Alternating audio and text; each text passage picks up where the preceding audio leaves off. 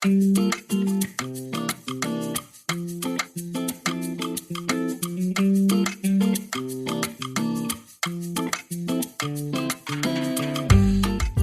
tiempo escuché a alguien decir que el vino es un lubricante social.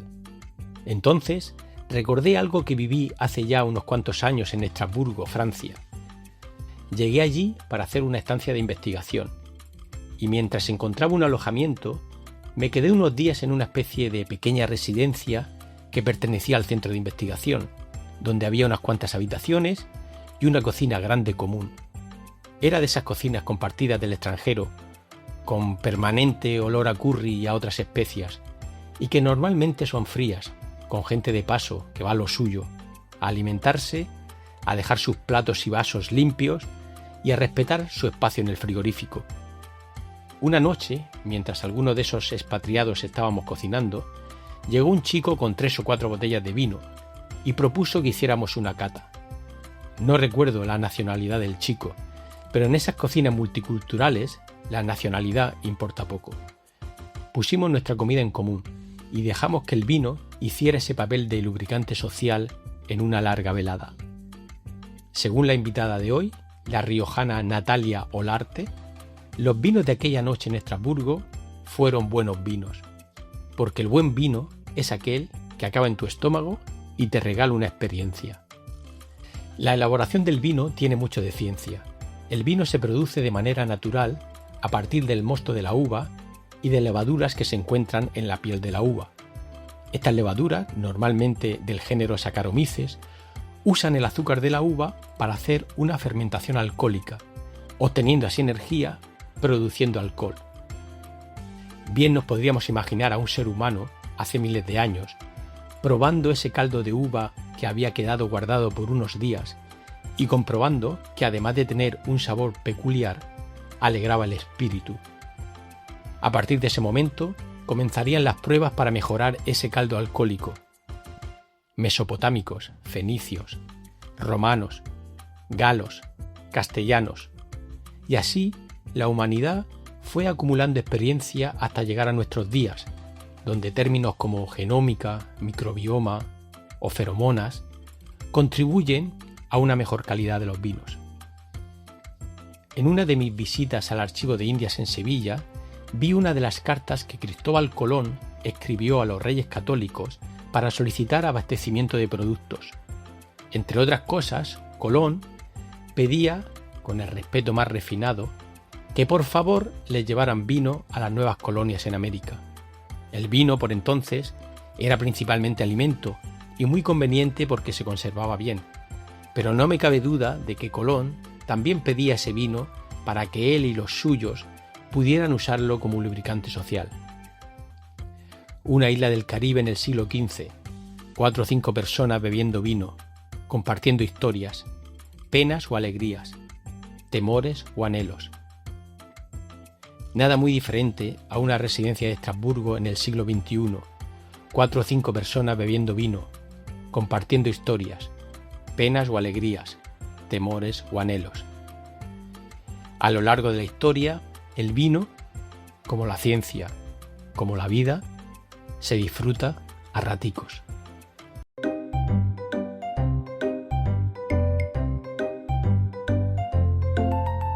Raticos de Ciencia. Conversaciones con científicos y científicas. La ciencia, como la vida, se disfruta a raticos.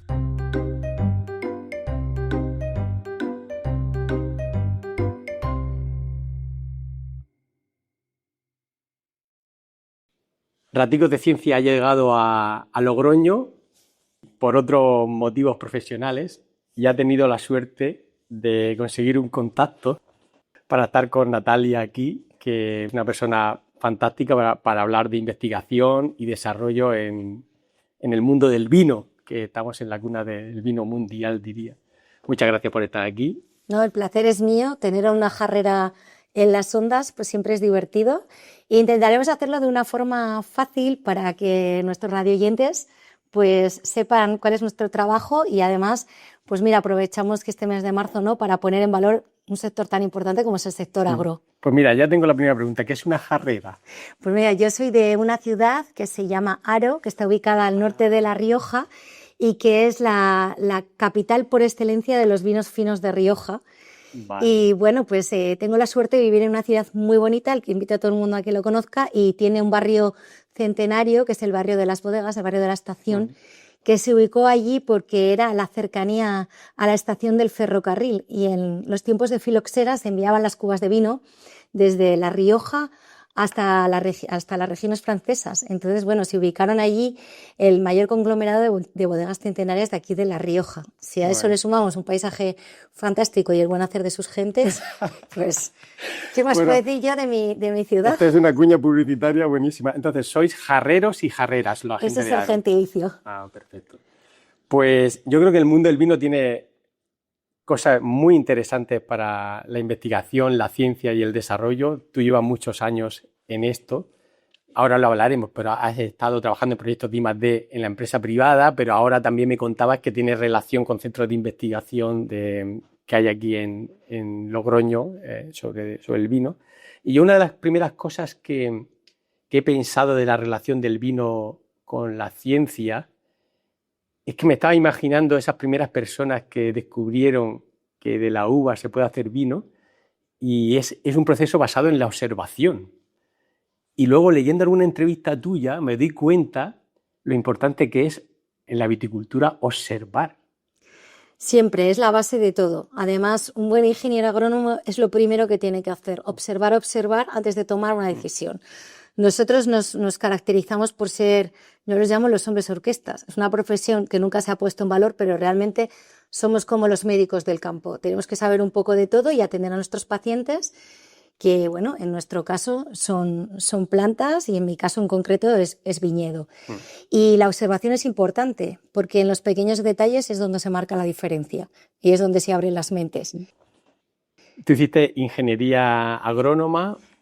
¿Después hiciste algún tipo de especialización hacia el vino o ya digamos que la especialización te vino de ponerte a trabajar directamente en el mundo del vino? Bueno, yo, como te he contado, provengo de la ciudad del vino, incluso donde está la batalla del vino, el día 28, que se subió al monte y nos tiramos vino. Entonces, ¿el día 28 de junio hay una batalla, que es la batalla del vino, donde se reúnen un montón de personas en un enclave fantástico que es San Felices y se tiran un montón de litros de vino pues para celebrar lo que nosotros llamamos la entrada al Año Nuevo.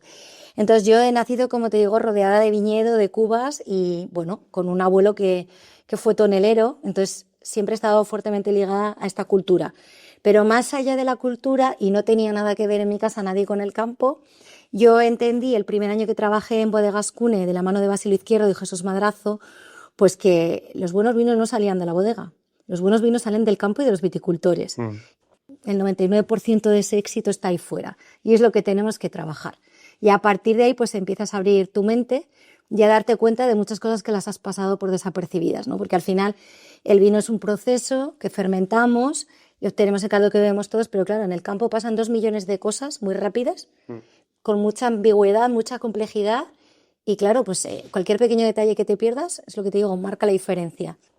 Esto que me estás diciendo lo estoy enlazando un poco con los proyectos de I+D que en documentación relacionada contigo he estado viendo. Muchos están relacionados con el campo, o sea, con el suelo, los microorganismos que hay en el suelo, con cómo el clima influye. Entonces, lo que me dices me cuadra con eso, porque lo que me estás diciendo es que lo más importante para que un vino sea muy bueno está en esa materia prima, ¿no? El margen de mejora importante, ¿no? A ver, el margen es total, porque al final el proceso de elaboración lo podemos llegar muy parecido en todas las denominaciones del mundo. Y hablo del mundo porque el vino es un producto global. Yo siempre hablo de vino como alimento, consumido en moderación, pero es un alimento muy nutritivo y que si uno sabe tomarlo con moderación aporta grandes vitaminas, resveratrol, aporta cosas beneficiosas antioxidantes al cuerpo, ¿no? Pues, pero bueno, es un tema que todavía la sociedad no está preparada y se ha metido en el grupo de bebidas alcohólicas y creo que hay que discernir porque desde la antigüedad el vino era un alimento que se tomaba. Hubo un debate, perdón, hace solo un par de años así, se puso como ese debate muy de moda de que cualquier pequeña gota de alcohol era malo. Sigue habiéndolo. Pero al final yo creo que como todo en la vida o todo lo que ingieres por tu cuerpo habrá un balance entre cosas positivas y negativas y en el Lo hemos equilibrio. sabido comunicar, el mundo del vino no ha sabido comunicar. No hemos sabido poner en valor a los agricultores y no hemos sabido poner en valor a la identidad propia que tenemos en cada denominación. Yo con mis proyectos de I+D he tenido la suerte de que las empresas donde he trabajado hemos tenido visión 360 grados, es decir, aprovechando el conocimiento que yo tenía de bodega. Yo estudié también enología, no la terminé, me queda una asignatura porque ya el trabajo me agobió.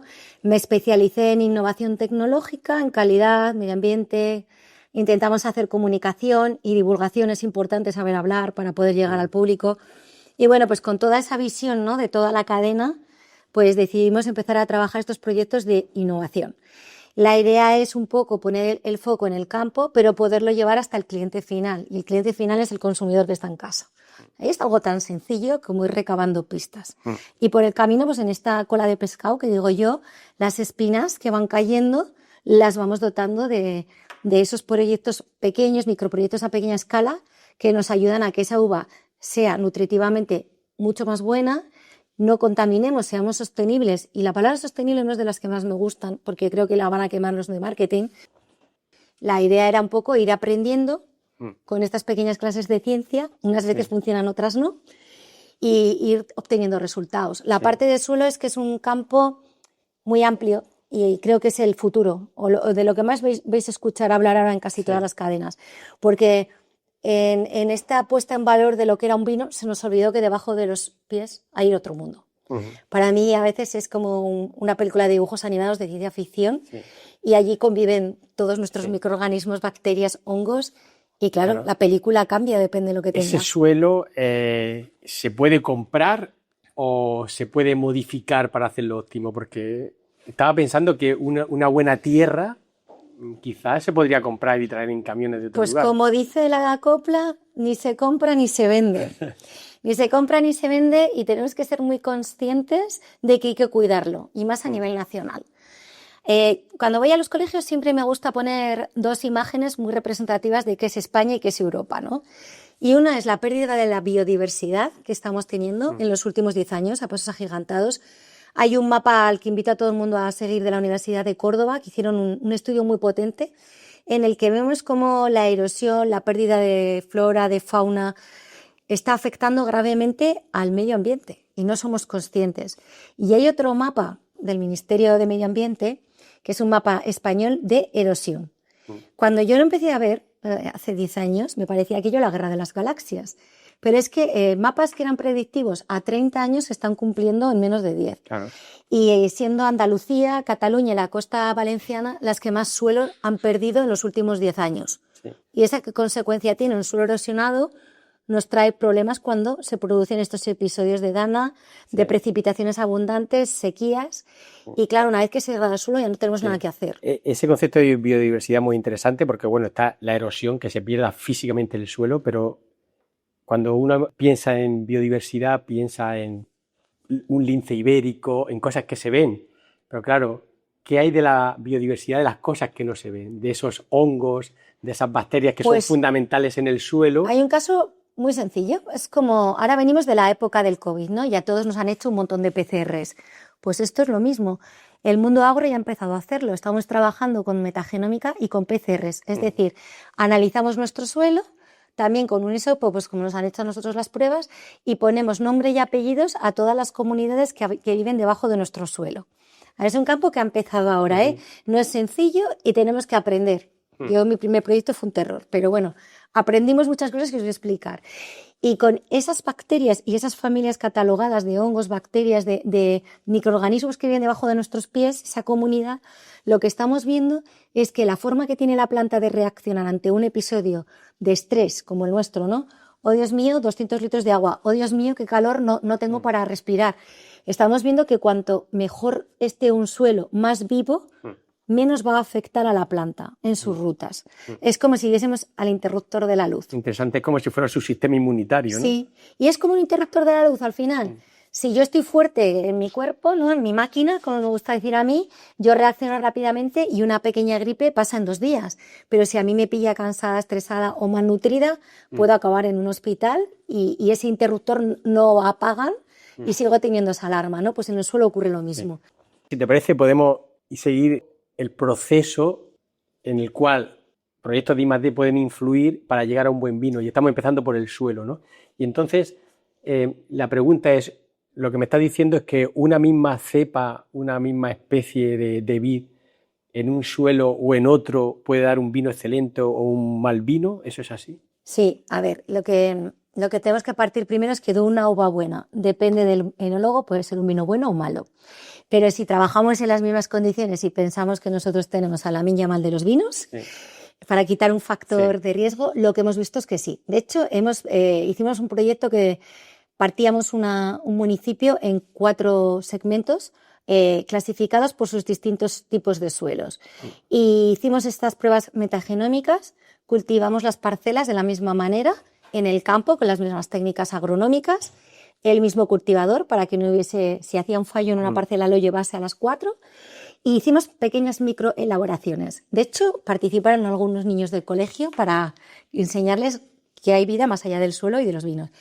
Y luego hicimos catas a ciegas con todo tipo de personas, jóvenes, adultos, amas de casa, magos, con todo lo que se nos ocurrió y nadie sabía qué cataba. Pero la conclusión fue, después de estudiar más de 50 grupos, que todos coincidían en los mismos gustos. Dentro de que a unos les puede gustar más la fruta, a otros más la madera. Bueno, pues lo que vimos era que de los suelos buenos, el 80% decía que eran los mejores vinos. Y de los suelos que estaban malos, los vinos eran peores. ¿Y por qué eran peores? Pues porque la planta ya, en campo cuando íbamos, la planta tenía problemas. Podía tener oidio, podía tener mildiu, marcaba marcadores de plagas, de enfermedades, un desarrollo vegetativo tremendo. Apenas podíamos ver las uvas cuando caminábamos porque las hojas eran muy grandes. El suelo tenía problemas de encharcamiento, podía haber erosión y veíamos las raíces al aire. Entonces, eso a la hora de elaborarlo, ¿cómo se traducía? Pues que la calidad nutritiva era mucho peor cuando nosotros analizamos el vino, la composición nutritiva, como cuando vamos al score que vemos en todos los alimentos ahora de A, B, C, D, E, que algunas veces vas al súper, vas a coger un yogur y está bueno y dices, no, que es una E, voy a coger una A, ¿no? Sí, nosotros cuando tenemos problemas en la microbiota, la gente se toma probióticos, que ahora están muy de moda. Entonces, ¿se puede añadir probióticos, entre comillas? Sería como una disbiosis intestinal, efectivamente, un SIBO. Lo que hay que hacer primero es ver de dónde viene el problema, qué es lo que ocurre, si realmente hay un desequilibrio de esta microbiota, y cómo trabajarla, no ponerlo por poner. Hay muchas veces que primero hay que ponerle materia orgánica, que todos los suelos de España tienen muy poca cantidad, que sería como la comida, ¿no?, previa, y una vez que tenemos la pancita llena, para que nuestros microorganismos trabajen, pues intentamos hacer técnicas, por ejemplo, con biochar, hemos regenerado el suelo con algas, o vemos si el problema no es solo de los microorganismos, que igual los microorganismos están bien, pero el problema es que, por ejemplo, ha habido una acumulación de fósforo en el suelo y ese acumulado te está dando un problema porque no les deja a las bacterias trabajar o a los microorganismos. Hablo de bacterias, hongos, protozoos, o sea, en general, no voy a hablar de la comunidad. Entonces tenemos que detectar ese problema y luego ir abordándolo por fases. No es sencillo, o sea, perder un suelo bueno se hace muy rápido, recuperarlo tardas mucho. Ya. Pero veremos cómo los niños van a ir, porque son listos, van a ir aplicando estas técnicas. Claro. Y lo podemos hacer en una maceta de casa. Yo con mi sobrina le enseño muchas veces a encharcar. Hacemos una alubia, la germinamos y encharcamos una que sale el agua por arriba y otra la dejamos medio seca y otra bien. Porque y crecen diferente. Una vid en un suelo malo, en un suelo bueno, la uva que da ya se ve, se observa que es diferente, sí, o solo se nota una vez que ya produces el vino. Igual, a impacto visual, sí, puede que no lo detectes, pero es tan sencillo como quien no ha ido caminando por el campo y coge un racimo de uvas o una manzana de un sitio o de otro. Es que a la cata de uva, aunque no sepas, las que proceden de suelos buenos y está la cepa equilibrada, son uvas con mucho sabor, mucha intensidad, es como comerte un chicle, te llena. Y sin embargo, las que proceden de suelos que no están buenos, sí que vemos que hay un desequilibrio en la acidez, son acuosas, apenas tienen sabor, a veces las coges y se rompe la piel.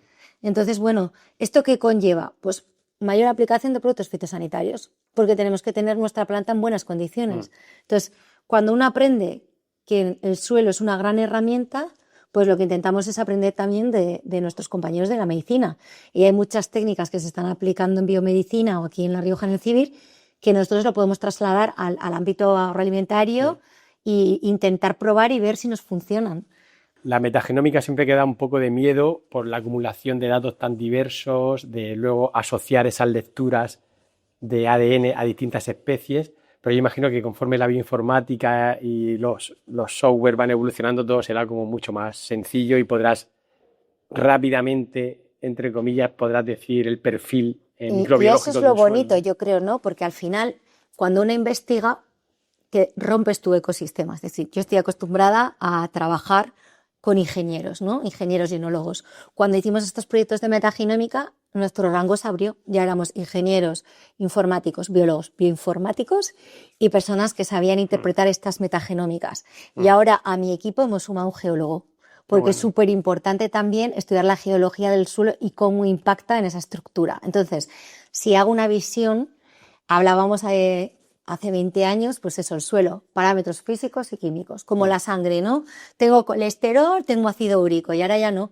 Ahora ya hablamos de parámetros físicos, químicos, los biológicos y los geológicos. Entonces, claro, fíjate cómo hemos abierto la mente en poco tiempo. Hemos hablado del suelo, vamos a pasar al siguiente nivel, que es la planta per se. Una de las preguntas que tengo de ignorante es si la denominación de origen de los lugares viene un poco por el territorio o viene también un poco marcado por la especie o subespecie de vid o el tipo de cepas que hay en un lugar. ¿Cómo va ese tráfico de cepas? Si, por ejemplo, en Burdeos tienen una cepa excelente, ¿alguien la puede poner en La Rioja? ¿Cómo funciona esto? No, eso no se puede hacer de ninguna forma. Además, hay un protocolo que hay que cumplirlo a rajatabla. Por ejemplo, ahora hablamos de Sileya, que lo vais a ir en el telediario muchas veces en Islas Baleares, por ejemplo, que ha aparecido esta enfermedad en los olivos y han tenido que arrancarlos. Entonces no se puede exportar ningún material de islas, por ejemplo, como las Baleares, a ninguna otra comunidad. Luego hay zonas protegidas en las que nunca tú puedes traer material vegetal. Incluso lo digo aquí en radio. Uno no puede ir por el campo, coger un palito y ponérselo en una huerta y hacer lo que le apetezca. O sea, vid que se planta en La Rioja, vid o cualquier material tiene vegetal, que estar registrado. Tiene un marco normativo que tenemos que cumplir. Y tenemos que ser conscientes de que ese transporte cambia los ecosistemas, que no se puede hacer. Aquí en Rioja nos ceñimos, aparte de por este marco regulador que tenemos a nivel europeo y nacional y regional, nos tenemos que regir también por el marco del Consejo Regulador. Aquí, como somos denominación de origen calificada Rioja, solo podemos plantar las variedades que están autorizadas en la denominación de origen Rioja. Cada comunidad, sobre todo las que tienen denominación de origen, tienen avaladas las suyas, para no perder esa identidad de especie. ¿Y cómo de flexible es eso? Porque la naturaleza cambia también, de pronto puede aparecer una variedad. Bueno, para eso tienes los mecanismos para tú poderlos llevar y registrar esa variedad nueva. Sí que es cierto que Rioja es más estricta, pero bueno, hay comunidades pues como el Elencín de Madrid, que todo ese material, para que no se pierda, tú lo puedes llevar, lo catalogan, lo clasifican, y luego comunidades que no tienen estas variedades, digamos, tan específicas, las puedes plantar. Sí. De hecho, todos los años pasan cosas. Aquí, de hecho, la tempranillo blanca viene de una mutación del tempranillo tinto que apareció en una finca de Murillo y lo avisó un agricultor. Se cogió material ampelográfico, se estudió en el Instituto de las Ciencias de la Vid y el Vino, se llevó todos los procesos a cabo que hay que hacer con los registros nacionales. ¿Se identificó la mutación que era? Se identificó la mutación, se vio que era el material riojano y, de hecho, se han hecho muchas plantaciones de tempranillo blanco como variedad autóctona, y solo se planta aquí en Rioja. Claro. Ahora llegamos a un punto muy interesante, y es que, bueno, yo en otros organismos trabajo en edición génica, en poder hacer mutaciones tú a la carta en el laboratorio. Y justo ayer también estuve mirando y ya hay artículos donde hablan de hacer la técnica esta de CRISPR o edición génica en la vid. O sea que alguien de mala fe podría hacer en algún lugar, hacer un par de mutaciones y dice, mira, me han salido este par de mutaciones y se han hecho en el laboratorio. Esto de la edición génica es algo que se habla en el mundo del vino, por ahora no hay preocupación, o ya empiezas a escuchar que hay cierta La edición génica siempre se ha hablado, y de hecho ahora han salido las variedades Piwi, que son variedades modificadas genéticamente, que allí en Rioja todavía no están autorizadas, para que sean más resistentes, en nuestro caso, a oidio y a mildio son fundamentalmente. Los viveros italianos ya las están comercializando. Hay algunas especies como los perales y manzanos que también están haciendo estas variedades genéticamente más fuertes a este tipo de enfermedades que conlleva un costo y una pérdida de calidad. Pero aquí somos muy tradicionales y aquí en el ICV hay compañeros que se dedican a la genética y también pienso que es bueno. O sea, antes de llevar todo a gran escala tenemos que saber y no se puede hablar. Yo siempre digo que la ignorancia es muy atrevida y yo para este campo soy muy ignorante. Entonces me gusta escuchar mucho y entiendo que llegado el momento, si esto puede ser perjudicial, pues me supongo que para eso está la gobernanza, pues para hacer ese marco regulatorio y ver cómo podemos llegar. Estoy de acuerdo contigo. Echa la ley, echa la trampa, pues como en todos los sectores. Pero no creo que el nuestro sea... O sea, en mi sector lo que sí que hay es un fuerte arraigo por la tradición, por mantener lo que es la identidad de cada región del vino. Entonces yo creo que la genética se ha llevado más por preservar el material vegetal y que no se pierda, no por modificarlo y sacar una cepa nueva.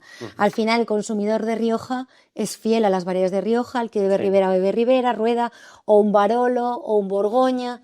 Lo que vendes es, yo siempre digo, la experiencia 360. Entonces, se tiene que pensar en todo, ¿no? El paisaje, en vid como tal, lo que es todo el conjunto de la viña, la gestión agronómica, la bodega, la experiencia enoturística, el ser respetuosos con el medio ambiente, ahora pues con botellas que pesen menos, que contaminen menos, también ponemos eficiencia energética, se está implementando mucho la IA y la digitalización. Estoy muy de acuerdo en una cosa que has dicho, y es que en los centros de investigación tienen que estar preparados para esto, tienen que entender esto, porque no se puede vivir de espaldas a las nuevas tecnologías y estar un poco alerta de por dónde se mueve el asunto, ¿no? Porque si no, puede ser que alguien en el continente de al lado, en el país de al lado, realmente le saque un beneficio a eso y tú te quedes atrás de que consigue al final cambiar una letrita o dos letritas del ADN de toda una variedad. No va a cambiar la identidad de la variedad, pero sí que le puede dar una resistencia o una mayor productividad o algo así, ¿no? Entonces, claro,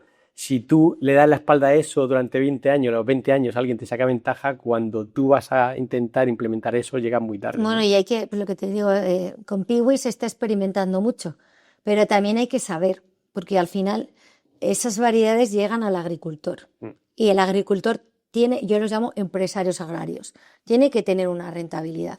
Entonces no podemos empezar, sí, venga, vamos a poner esto modificado que es maravilloso. Es que igual luego no es tan maravilloso. Entonces, creo que es importante esa divulgación científica.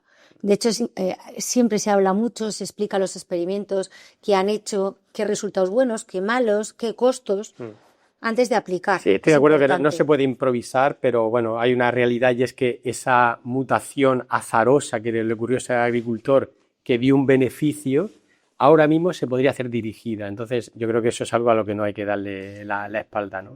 No, yo creo que para eso están los foros. Y de hecho, la divulgación científica es muy importante. Yo soy una partidaria de hacerlo en distintos canales. Necesitamos comunicarnos con distintos tipos de lenguaje.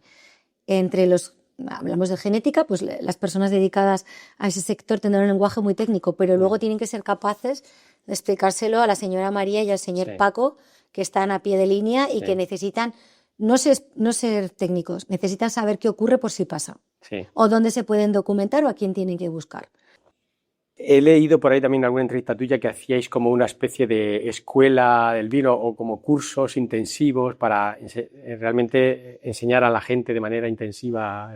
Ese fue un proyecto personal, muy personal, de los más personales que he hecho yo en mi carrera y de los más bonitos y gratificantes. Lo que intentamos, yo me dedicaba a la innovación en el mundo del vino y me di cuenta que al final nuestros proyectos de investigación llegaban solo a los técnicos y no llegaba a la gente de a pie. Entonces abrimos esta escuela que lo que tratamos era, desde aquí agradezco a Bodegas Riojanas, que era la empresa para la que yo trabajaba, una empresa con fuertes valores y que siempre ha apostado por la innovación social, que es importante, ¿no? Fue un regalo porque ellos vieron una forma de devolverle a Cenicero, que era su ubicación, y a su marca de vino Monterreal, pues todo lo que la naturaleza y la gente de campo les había dado. Entonces, esta escuela se abrió para cualquier persona, nos daba igual índole y condición, y lo único que pedíamos era que fuesen curiosos, curiosos y con ganas de aprender. Y entonces a la escuela intentábamos traer todo tipo de perfiles desde marketing, técnicos de campo, técnicos del hospital para hablarnos de bioinformática. Hablamos de cualquier tema que pudiese ser candente y de novedad o cualquier investigación que habrían hecho para que ese público, que eran 100, 120 personas y a veces también se podía hacer en streaming, conociese qué se estaba investigando y qué se estaba llevando a cabo. Qué bien. Veo que estás muy convencida con esto de la divulgación y de hecho me comentabas antes que también, ¿no? en este centro de investigación de ciencias de la, ¿cómo se llama? De la vid y el vino. De la vid y el vino también te encargas de gestionar. Yo trabajo para el Gobierno de La Rioja en la parte de agente de transferencia agraria, en colaboración con ICVV, CSIC y Universidad de La Rioja. Y lo que pretendemos como entidad es llegar a todas las personas. Ya hacer actividades de divulgación. Sí, de hecho recogemos muchas veces el guante, ¿no? Cuando nos dicen, no sabemos de esta formación, intentamos buscar, si no tenemos dentro de nuestro centro o de nuestros investigadores o de los técnicos, colaboraciones con otros centros nacionales o extranjeros y acercarlo. Pues hemos hecho formaciones diversas, desde digitalización, temas de ganadería, de horticultura, de agricultura, de suelos, de clima, un poco variado, ¿no? La idea es que la gente se forme y que sepa qué ocurre. También he leído en algún lugar, hablaba de la digitalización. Palabra de moda.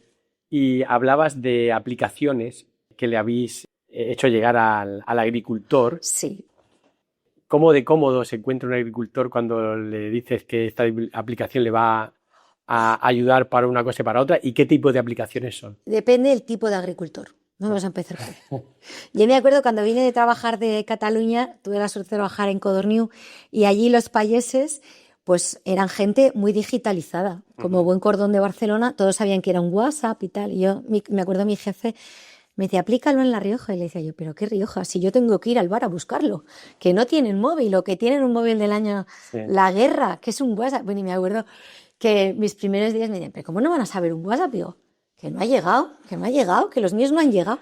Y yo me acuerdo que me tiré un montón de horas en los bares que decía, a ver, atención, ¿quién tiene mira lo que vemos ahora, que es normal, todo el mundo tiene un TikTok, un Instagram, un LinkedIn. No. ¿Quién tiene WhatsApp? No, pues venga, de uno en uno, vamos a bajarnos el WhatsApp. Hacemos un grupo, el grupo, claro, tienes que explicar las reglas, un moderador. Y bueno, pues empezábamos a comunicar por WhatsApp. Y aún así había gente que te ponía un papel. No tengo ni lo quiero. Que sigue habiendo. Sí que es cierto que la gente joven, por supuesto, la gente joven adora la tecnología y quieren TICs porque al final nosotros desde nuestra casa podemos ir a descansar y ver mientras tanto si nuestro cultivo se está regando, si lo está haciendo en buena forma, si hemos tenido una avería y te permite esa hora de descanso, que el trabajo de campo es de 24 horas. Podemos aplicarla, por ejemplo, a algo tan sencillo como el cuaderno de campo que va a entrar en vigor. Pues esta mañana hablaba con una empresa catalana que eran unos chicos jovencitos cómo querían probar a través de inteligencia artificial que una persona pudiese estar en su campo y decir, estoy en Los Olivos, parcela 1-2, he aplicado este tratamiento a esta hora con este tractor y este atomizador y que automáticamente el móvil registrase en un programa la trazabilidad de lo que habían hecho, que ahora tienes que ir con tu papel, tu libreta en el bolsillo y apuntarlo a mano o dárselo a tu asesor. Entonces fíjate hasta dónde llegan. Ha habido aplicaciones de todo tipo. Dosificación variable de fertilizantes. Cuando yo arranqué mi carrera profesional ibas a una finca y se abonaba todo por igual. Ahora no. Ahora podemos tener mapas del suelo y decir, mira, solo en esta franja le pongo fósforo, solo en esta franja le pongo potasio, o en esta planta solo necesita un trozo de materia orgánica, aquí no necesita nada. Los cerealistas, vamos, lo están usando todos los días. Tenemos aplicaciones en la ganadería con vallados electrónicos. Ahora ya un pastor perfectamente está en su casa, se le escapa una oveja, le pone un pastor eléctrico y le da tiempo a llegar con el coche a rescatar a esa oveja o a esa vaca, que antiguamente veíamos todo el rato los cercados. Va evolucionando muy rápido, pero sí que es cierto que el sector pide una revolución. Pide una revolución porque por el tema del costo, Tratado Mercosur, la incorporación de los jóvenes es muy importante, poner en valor estas profesiones del sector primario. Y hay que digitalizar, porque si no yo compito con teletrabajos, compito con personas que no se mojan, no les da el sol, y nosotros, tanto ingenieros como agricultores o ganaderos o pescadores o cualquiera de nuestro sector lo hace por amor muchas veces. Y entonces pues necesitamos competir y claro, pues a los jóvenes hay que atraerlos y la tecnología es una de ellas. Bueno, vamos a recuperar un poco el hilo de todas estas tecnologías, investigación y desarrollo que se está haciendo para llegar a una producción óptima del vino. Hemos hablado de los suelos y cómo podemos influir y para modular un poco su eficiencia. Hemos hablado de las plantas, de las variedades que en el futuro posiblemente se puedan modificar para mejorarlas y que sean de más interés tanto para el consumidor como para el agricultor. Hemos hablado de aplicaciones y de tecnología. Y ahora otra cosa que me parece interesante es en donde veo que también hay mucho I+D en el mundo del vino, es el tema de las plagas, ¿no? que preocupa mucho, que de pronto te entra una plaga y no la puedes controlar y igual tienes que arrancar viñedos enteros. ¿Qué experiencia habéis tenido aquí en La Rioja o en otras denominaciones de origen que realmente hayan sido como muy preocupantes? Bueno, a ver, aquí estamos muy preocupados porque, a ver, al final, nos guste o no, a mí no me gusta hablar de cambio climático porque no sé si se da o no se da la situación. Pero lo que sí que podemos constatar con datos es que cada vez más las temperaturas son más extremas y las lluvias más torrenciales. Y eso no hay dato que no lo puedas eliminar, ¿no? Que se está incrementando la temperatura. ¿Y qué ocurre? Pues como en las personas, ¿no? Los ciclos biológicos cambian y lo que hemos visto es un desplazamiento de plagas. Plagas que antes apenas tenían incidencia aparecen y plagas que no eran habituales de algunas denominaciones, de algunas comunidades autónomas, aparecen. O sea, veías una plaga que era de Canarias y ahora te la puedes encontrar en La Rioja. Que dices, ¿en qué momento? Sí. ¿En qué momento me encuentro yo esto?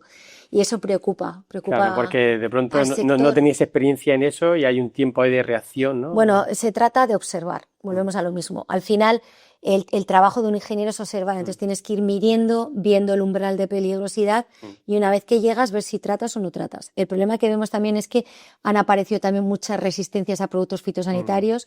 Las legislaciones cada vez, sobre todo en el tema de vinos, son muy restrictivas, apenas tenemos productos para tratar. Bueno, esto lo veréis todos los días en las noticias, que salen los agricultores quejándose a Bruselas, porque es verdad, o sea, estamos muy controlados.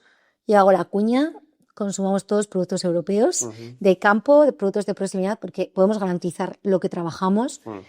Y sí, no es malo el libre comercio siempre y cuando también jueguen a nuestro juego, con las mismas reglas. Entonces, estas plagas, claro que nos preocupan, porque al final, si sube la temperatura y tenemos otras incidencias que antes no teníamos, por ejemplo, una sequía extrema o una inundación extrema, que nos está pasando, si a esto sumamos que la planta se queda débil y si además desplazamos las plagas habituales de oído y mildio y nos aparecen pues saltamontes o nos aparecen otro tipo de plagas que no contábamos con ellas, ¿cómo las vamos a trabajar con esta normativa tan restrictiva? Y muchas veces, aunque Europa...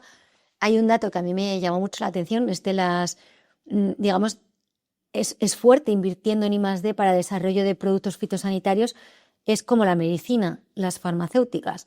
Tardan muchos años en sacar productos específicos con una materia activa aprobados, que no dañe al resto de población.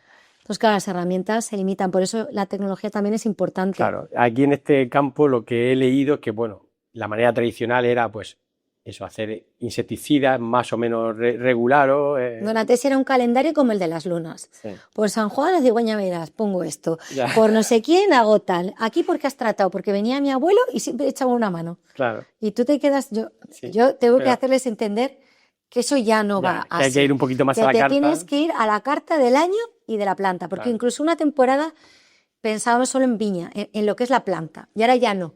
Ahora ya hablamos de añadas. Es decir... Este invierno ha llovido mucho, ya sabemos que cuando arranque la temporada podemos tener muchos más hongos, porque tenemos restos del año pasado y que las condiciones que hay suaves de temperatura y humedad son propicias. Hoy estamos enseñándoles. A ver, chicos, cuando brote, todos atención a esto.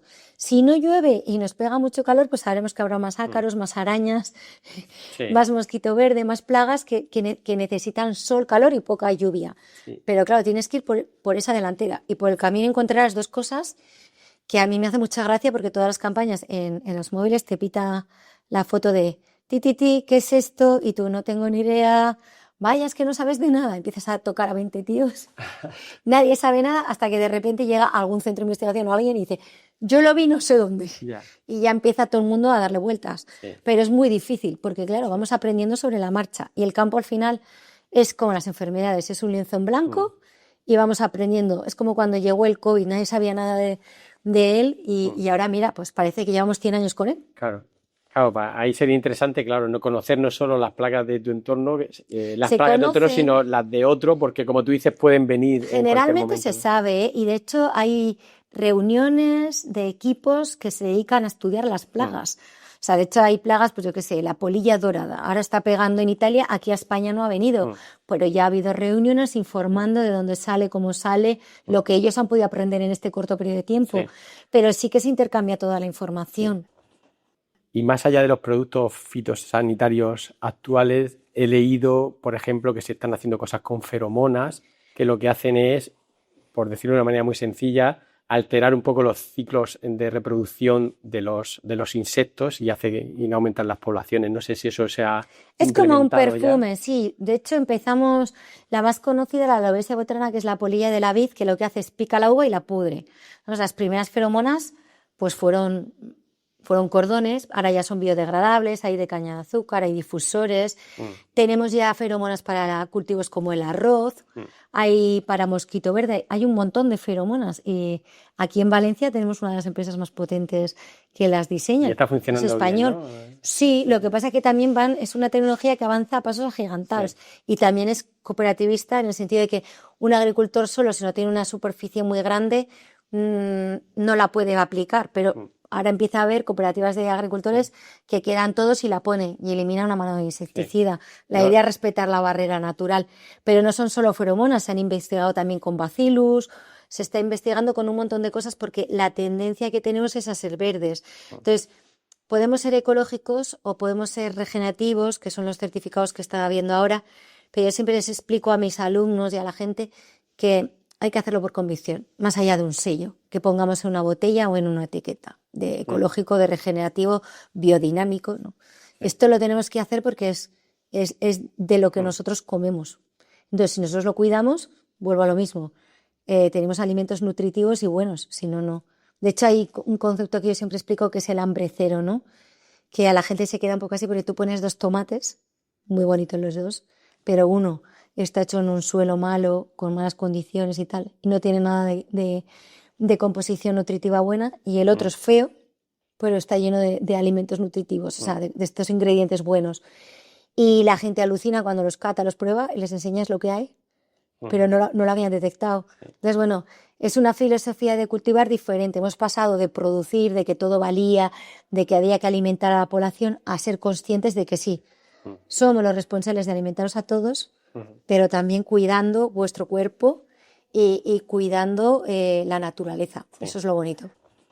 Bueno, pues en este proceso llegamos al momento de la vendimia, en este proceso de hacer vino, se recoge la uva y bueno, de una manera natural pues hay una fermentación en la cual pues el azúcar se convierte en alcohol, la vid ya tiene sus propias levaduras que podría hacer de eso de una manera natural, pero hay mucho I+D en levaduras que se añaden o otros microorganismos que se añaden para que ese paso de azúcar a alcohol se haga de una manera o de otra. La I+D ha llegado a todo el sector entero. Podemos innovar, lo que te digo, controlar la fermentación pues de manera eficiente con la energía. Ahora hemos aplicado pues tecnología Big Data para tener en todo momento datos y control de cómo van trabajando nuestras levaduras, el metabolismo, se hacen controles de nutrientes y la I+D, por supuesto, a las levaduras llegó. De hecho, ya hay bodegas que aíslan sus propias cepas, las identifican y las multiplican para no perder ese carácter identitario de sus vinos, que no sean solo las comerciales. Es que la innovación ha llegado a todos los sitios, incluso al enoturismo. Es algo alucinante y lo bueno es eso que está conectado. O sea, esa cepa de levadura es muy, muy importante, ¿no? Sí, y se tipifica para el tipo de vino que va. O sea, la vendimia no es tan sencilla como era antes.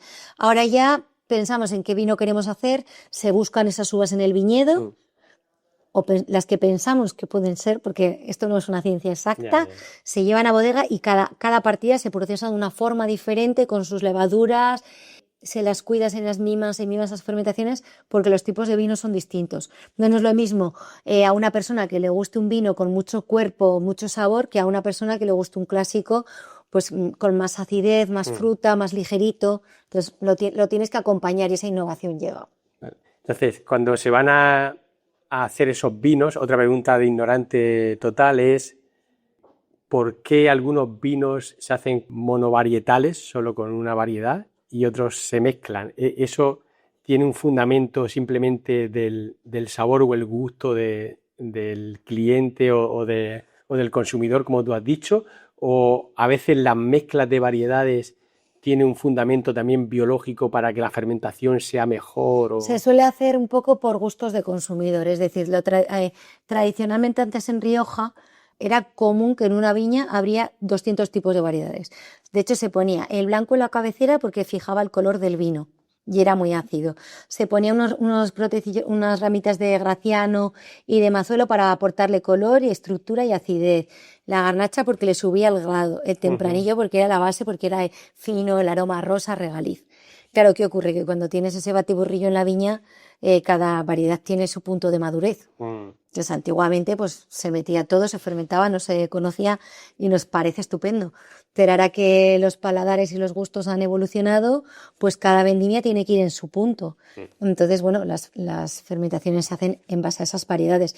Sí que hay veces que se pueden fermentar 2 variedades juntas, pero generalmente suelen ir más separadas, por lo que os digo, porque los ciclos madurativos no van a la vez. O sea que ahí, digamos, la investigación más desarrollo no es tanto guiada por un beneficio en el proceso, sino por el gusto del consumidor. No, y también en el proceso. De hecho, ahora estamos incorporando, y se está estudiando mucho, cómo incorporar residuos de otros productos de fabricación, es que suena un poco feo, para incorporarlos al vino y a alimentos. Por ejemplo, el quitosano del champiñón. El champiñón, el hongo, es por excelencia, tiene un quitosano que lo que hace es le quita el sabor a las bretanomices, por decirlo de alguna manera fácil, que me entiendan, que es ese olor que muchas veces abrimos una botella de vino, sobre todo los franceses, que huele como a establo, a cuero, pica un poco en la nariz, ¿no? Y aquí en España se ve como defecto, en Francia en cierta medida el consumidor está más acostumbrado. Pues ahora estamos trabajando con ese subproducto que sale del champiñón, que no es negativo ni mucho menos, y se va a incorporar a este ciclo del vino o a fruta también para que no se pudra. O sea, que es todo el rato una constante investigación. También intentamos buscar que la enología cada vez también sea más precisa, se utilice menos sulfuroso, que también tiene un daño nocivo para la salud. A ver, en el vino no había problema porque se utilizan cantidades ínfimas, pero bueno, sabiendo que hay personas que son alérgicas al sulfuroso, pues también intentamos que ese proceso sea llevado de otras formas para poder echar todavía menos sulfuroso. Lo estoy explicando, que si me hay algún enólogo me va a matar, pero la idea que tengo un poco es que me entiendan con un lenguaje fácil, exacto, coloquial. A la gente que le suene un poco el proceso. Yo creo que estamos aprendiendo todos bastante de todo este proceso de la producción del vino y estamos llegando ya a un punto donde iríamos ya a la barrica o a los grandes toneles. La barrica es lo tradicional, ¿no? Los toneles de distintos tipos de roble que le dan esos matices, pero luego la realidad es que muchas bodegas utilizan bidones grandes industriales, ¿no? También más industriales. Bueno, es que nosotros ya te digo que estamos en la tierra por excelencia y aquí en Rioja hemos conservado la identidad, igual que tenemos un reglamento para la vid y para la elaboración y para ese control de la vendimia, también lo tenemos en los procesos de crianza. Entonces aquí siempre hay barrica. Siempre hay barrica de 225 litros, a excepción de los vinos jóvenes, que ahí no lo llevan y bueno, pues ahí se puede fermentar en depósitos, principalmente suelen ser de acero inoxidable, pero se han incorporado otros materiales. Por ejemplo, ahora está muy en boga y hemos visto que tienen muchos beneficios los contenedores cerámicos. De hecho, se ha comprado pues muchas ánforas porque la permeabilidad que le da el vino, sobre todo a los blancos, es fantástica. Se ha vuelto al hormigón para hacer las fermentaciones malolácticas. Se ha vuelto a la antigua Roma al final. Bueno, al final yo pienso que tenemos que hacer, como les digo ya a los niños, aprendizaje significativo. Tenemos que construir sobre los conocimientos que ya tenemos, los que yo he aprendido, los que me dejaron mis antecesores y los que vengan, que serán mucho más modernos, más tecnológicos, pues no podrán olvidarse de todo lo que les hemos enseñado. Claro.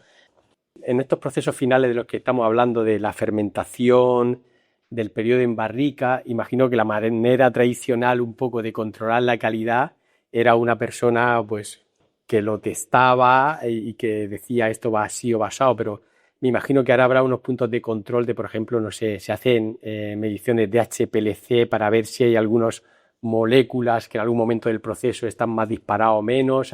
¿Hay unos puntos de control o se debe mucho en el que al final llegue el nariz de oro y lo pruebe y le diga correcto?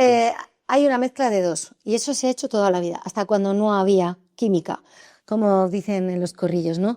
El control de barricas se hacía, bueno, con una vela, catando y oliendo barrica por barrica, que eso no falla nunca si eres un buen catador, pero siempre se ha analizado el contenido de las barricas, siempre, con parámetros más o menos complejos. Claro, antes era pH, el pH y 2 cositas más, el color, el pH, el sulfuros y tal, y ahora ya pues se ha incorporado toda la tecnología y más que tú dices, incluso ahora podemos pasar por infrarrojos la madera para que la limpieza sea más concreta dentro de la barrica. Se están implementando tecnología de agua ozonizada para limpiarlas. O sea, todo evoluciona. Antes limpiar una barrica era un gasto tremendo de agua. Ahora ya somos conscientes de lo que ocurre y trabajamos ya con técnicas que ahorran agua. Sí. Y se incorporan otras nuevas, luz pulsada, por ejemplo. Se me ocurre. ¿Para qué sirve la luz pulsada? Pues también para desinfectar la barrica antes de rellenarla de vino. Después te digo que es un mundo complejo. Parece muy sencillo. Luz pulsada es como ultravioleta o algo así, ¿no? Parece un mundo muy complejo, pero al final la I+D se puede aplicar a todo, incluso tú a tu casa. Yo muchas veces lo digo, ¿no?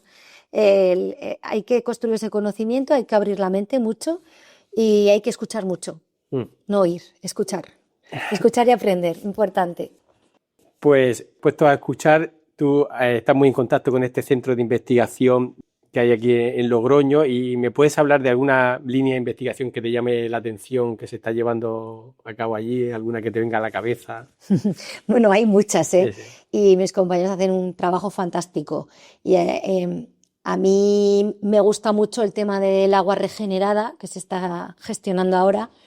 Me parece, lo lleva Mar Vilanova, me parece que es un tema muy interesante, no solo para aplicar en viñedos, sino también a cualquier otro cultivo y sobre todo teniendo en cuenta la falta y escasez de agua que hay muchas veces pues para regar los cultivos. ¿Te refieres a agua de desecho que pasa por unos filtros a veces microbiológicos y sale agua? Se generan unas basas, se tratan y podemos reconstruirla para regar todo tipo de cultivos. Puede ser agua de depuradoras incluso, ¿no? Sí. Hay un grupo, el Vitisgestión, que a mí me encanta, que están trabajando cubiertas vegetales, técnicas de sombreado para que no se quemen los frutos, que están investigando mucho en todo el tema de adaptación al cambio climático. También el Fosfo 4 Cycle, pues por ejemplo, que están analizando qué problemas deja el fósforo en el suelo, análisis geológicos con rayos X. Es que hay tantos, o sea, no puedo decantarme por uno porque cada investigador tiene su zona y aprendes. De hecho, hay una charla de nemátodos que siempre en la carrera nos enfocaban, los nemátodos son malos, tal. Si tienes nemátodos, terrible, no crece tu cultivo, ¿no?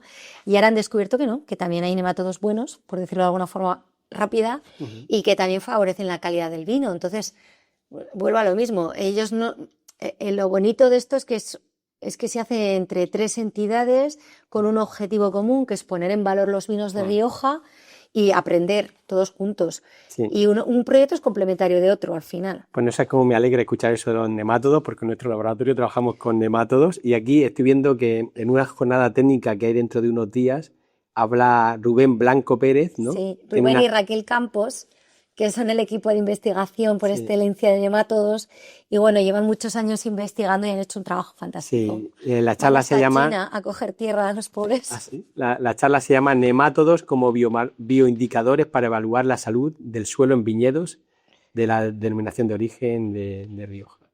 Pues la verdad es que me encantaría poder escucharlo y no descarto contactar con ellos en algún momento. Sí, hacen cosas muy chulas, ya te digo, este cartel el día 10 es fantástico. Lo que hemos intentado un poco son charlas de 20 minutos y es acercar al público la investigación con un lenguaje coloquial. Fantástico. Detrás de ellos, claro, hay muchos años de trabajo, que la gente va a ver 10 minutos, pero realmente hay muchas noches sin dormir y muchas noches de pensar. Qué bien. Siempre me gusta en estas conversaciones hablar de cosas más personales, preguntaros por gustos personales. Viendo un poco tu perfil, preguntarte por el mejor vino de La Rioja no te lo voy a hacer porque sería meterte en un compromiso. No me metes en ningún compromiso en absoluto, porque yo voy a hacer una frase que me enseñó mi amigo Isacín Muga, que el mejor vino o el que más te gusta es el que está en tu estómago. Y es cierto. O sea, yo tengo un gusto clásico pues porque soy jarrera, he crecido en ese barrio de la Estación y bueno, tengo esa influencia un poco afrancesada, Pero bueno, es que... ¿Te gusta la crianza, el sabor a barrica? No me gusta la sopa de barrica, me gustan los vinos equilibrados, los vinos finos, y sobre todo me gustan esos vinos que abres una botella, se acaba y pides otra botella. Sí. Me da igual, y creo que en el mundo nunca hemos tenido tantos vinos tan buenos de todos los sitios. Sí, sí, sí. Yo siempre voy a vender Rioja porque es mi casa, pero reconozco que Galicia ha hecho un trabajo estupendo. Jerez está haciendo unas cosas maravillosas también. Tienes vinos fantásticos en Valencia, en Teruel. Es que España puede sacar pecho. Voy a vender mi tierra, la de Jumilla. Jumilla también, Yecla, por supuesto, y Yecla. Tierra por excelencia de agricultores y vides. Que tenía una fama hace 20 años de ser un vino muy de batalla o muy guerrero y tal, Bueno, a ver, pero... todos hemos tenido esa fama, porque al final el mercado, como decimos, yo siempre digo que no hay que seguir las modas, tenemos que ser identitarios, porque si intentamos seguir las modas como Zara, nunca vamos a llegar, no somos buenos ninguno en el vino, pero además lo hacemos con mucho corazón. Pero sí que es cierto que en los 2000 todas las denominaciones del mundo pecamos porque se vendía todo y queríamos producir y dar a ese consumidor lo que nos pedía, al precio que nos pedía, y éramos muy alegres. Ahora, en cambio, ha habido un cambio, ¿no?, de mentalidad y queremos preservar esa identidad. Ha caído el consumo del vino a nivel global. Los millennials, los zetas, los beta ya no beben. Sí. Por esta cultura que han perdido, que se ha metido el vino en ese saco de cosas malas. Sí, tú hablabas un poco antes del problema de comunicación y ¿no crees que se ha perdido ahí una oportunidad de comunicar a los jóvenes de que beber vino es algo cool y que está bien? Es que yo no digo beber, yo digo tomar un alimento, Sí. porque realmente es un alimento tomado en moderación. Una copita de vino es bueno. Sí. Pero no se hacen campañas para promover. Sí se hacen, lo que pasa es que ha habido también mucha campaña de escolarización y están bien hechas, ¿no?, en el que se han enseñado los peligros del alcohol a los pequeños, ¿no? Y ellos también tenemos que darnos cuenta que uno de los problemas que han tenido son las redes sociales. Tienen información muy rápida, como digo yo. Es más fácil que te pongas un Ozempic o pincharte 80 viales de ácido hialurónico a tus 20 años que tomarte una copa de vino que está como mal vista, está deteriorado. Quien dice vino dice azúcar o dice otras cosas, ¿no? Y yo creo que todo en exceso es malo, pero con moderación es bueno. O sea, es bueno tomarte un día una gominola, una onza de chocolate y un vasito de vino. Sí, no pero pasa nada. Los chavales jóvenes, digamos, cuando salen a la edad que salgan, que empiezan a pillar sus primeras, digamos, pequeñas borracheritas, que eso por ahí se pasa sí o sí. Es verdad que... creo que ahora se pillan borracheritas de proteínas, porque yo lo veo, o sea, sí, pero creatinas, proteínas. O se toman el cubata de mala calidad y todo eso, que oye, pues a lo mejor en lugar de tomarte 2 cubatas el día que lo tengas que tomar y que estés preparado y maduro y todo esto, pues en lugar de tomarte 3 cubatas de un whisky que ni te gusta, que es malo, pues a lo mejor es mejor, más saludable hacerlo, ponerte contento con 2 copas de vino. Es lo que te digo, que el problema del vino es que es un alimento, pero tampoco, o sea, el halo que tenía el mundo del vino era como un poco exclusivo, ¿no? Era ese momento de me abro mi copa, tal. Y igual no hemos sabido transmitir a los jóvenes tampoco que igual el halo que yo tengo no es el halo que tú tienes y que lo puedes hacer como tú quieras. Yo empecé bebiendo calimocho, ¿sabes tú? Y yo les decía a mis compañeras de la universidad, no, hagámoslo por favor con X botellas de Rioja, que no voy a decir cuál, que se las quitaba a mi padre, porque calimocho no sienta mal, que está muy bueno. A ver, según vas aprendiendo, pues dejas la Coca-Cola a un lado y tiras con el vino. El año pasado tuvimos una discusión que es que se toman el blanco con un hielo. Bueno, pues que se lo tomen, que aprendan a beberse su copa. ¿Tú crees que el paladar también tiene una edad? ¿Es posible que por mucho que lo intente un chico o una persona o una chica de 35 años no les sabe igual el vino a los 35 que a los 20? No sé, ¿hay algo biológico? También es cultural. A ver, al final, los que estamos arraigados a zonas con fuerte apego al vino, pues como tú, en tu caso Jumilla y yo en mi caso La Rioja, pues tú lo llevas en vena. O sea, todo el mundo toma con 20 vinito, años puede disfrutar de pero una buena una copa de persona vino. que igual venga de Madrid, de la capital, que no ha visto una planta en su vida, pues no tendrá tanta cultura de vino. Entonces a esa persona hay que inculcárselo y tiene que ver ese valor. De hecho, yo cuando dicen, vino solo alcohol, digo, no, mira, este año en los incendios de León, ahí tenemos un buen ejemplo de cómo las viñas hicieron de cortafuegos y salvaron a muchos pueblos. Y esa gente no tiene un problema de salud, tiene un problema de un vinito. Hemos tenido la paradoja francesa, ¿no?, que siempre se ha vendido, en el que ese estudio de hace muchos años en el que la gente que tomaba una copita de vino no tenía tanto colesterol, por decirlo de alguna fácil, ¿no?, una forma fácil. Y creo que ahora estamos en ese punto. Tenemos que hacer vinos de buena calidad, no subjetiva. O sea, tenemos que defender, porque un vino vale dinero, todo el trabajo que hay detrás, que hay trabajo de muchas manos y mucha gente que intenta meterlo en una botella. Y también entran ahí los diseñadores gráficos, los comunicadores, los sumilleres, todo, todo el complejo.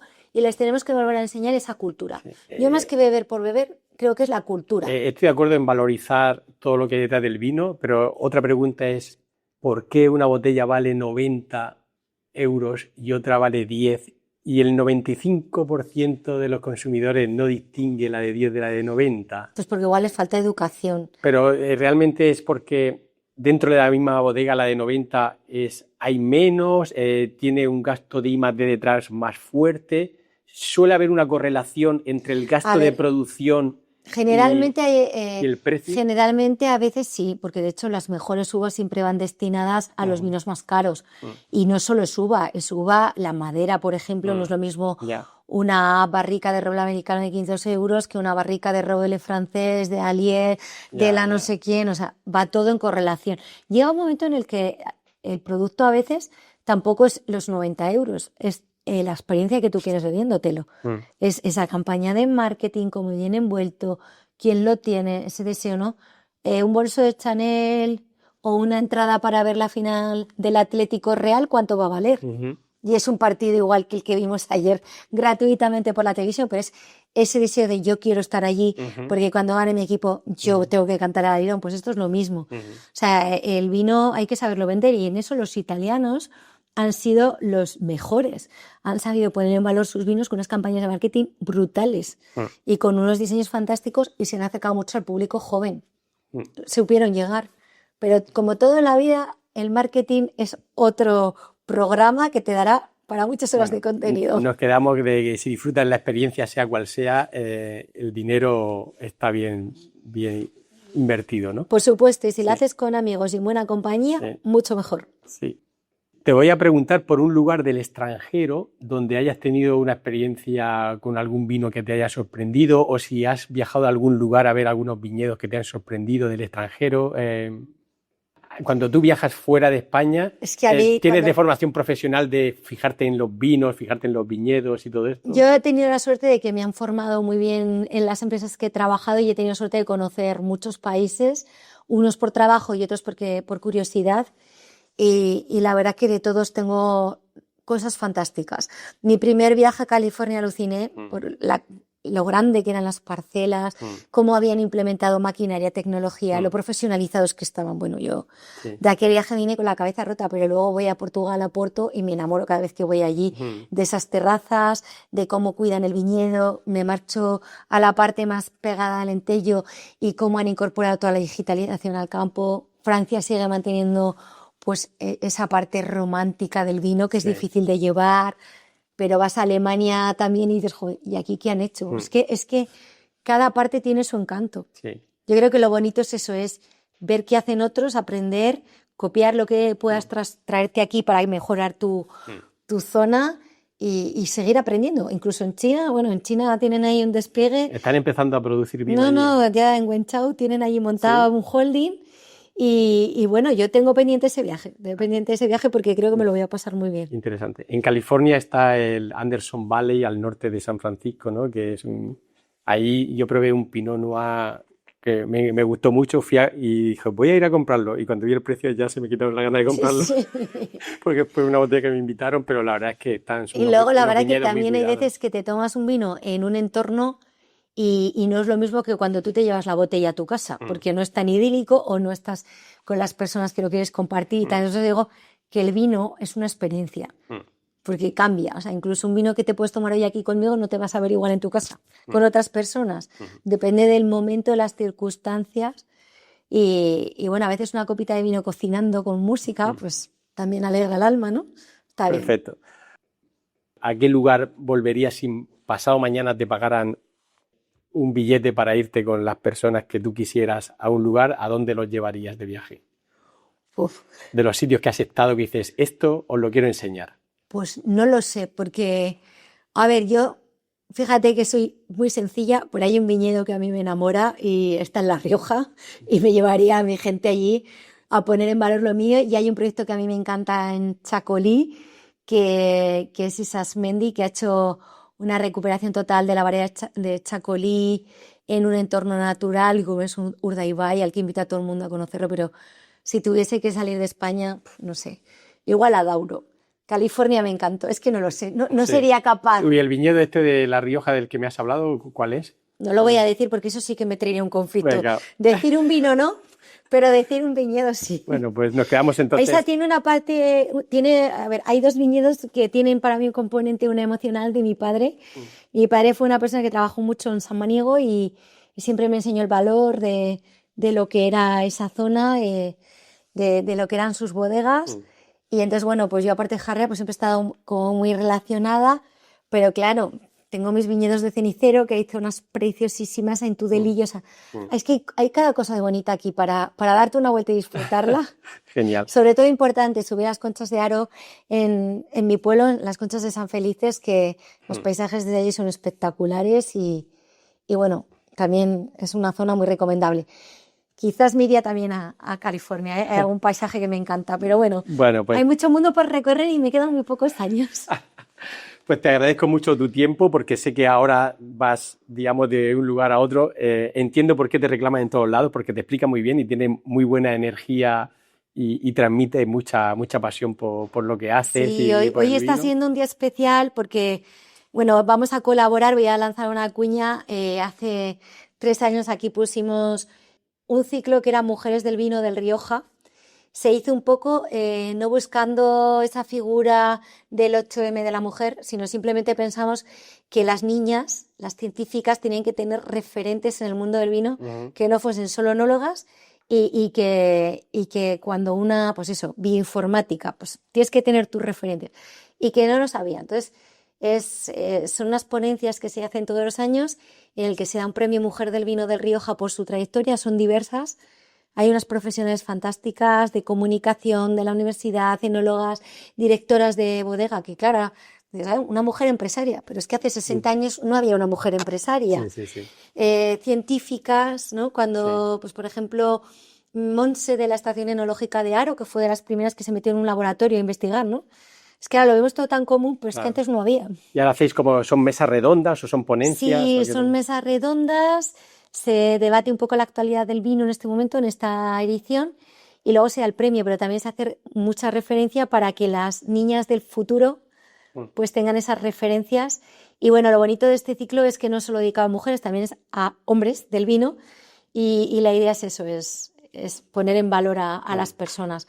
De hecho, pues hablábamos de Adelfa, que fue una de las primeras agricultoras de aquí de La Rioja, que yo vi montada en un tractor tirando de una bañera, que yo me acuerdo que se me abrieron los ojos como platos, que yo decía, Qué bueno. ¿pero ¿de dónde ha salido esta señora? Digo, madre mía, porque estábamos acostumbrados en las fotos del centenario a ver mujeres poniendo etiquetas en botella, las alpargateras y tal, pero claro, llegaron los tiempos nuevos y dices, joder, pues agricultoras ha habido toda la vida, pero claro, agricultoras en tractor no había tantas. Qué bueno. Y bueno, pues son estas figuras.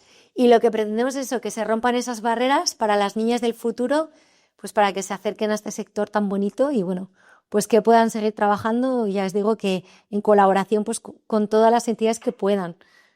Que el vino lo hacemos todos. Pues fantástico, muchas gracias y de nuevo por tu energía y creo que el mundo del I+D aquí en Logroño en el tema del vino está muy bien vendido por tu parte y muy bien impulsado por tu parte y eres una muy buena embajadora de esto, así que muchas gracias por tu tiempo. No, gracias a vosotros por escucharme y por darme la oportunidad de poner en valor mi tierra.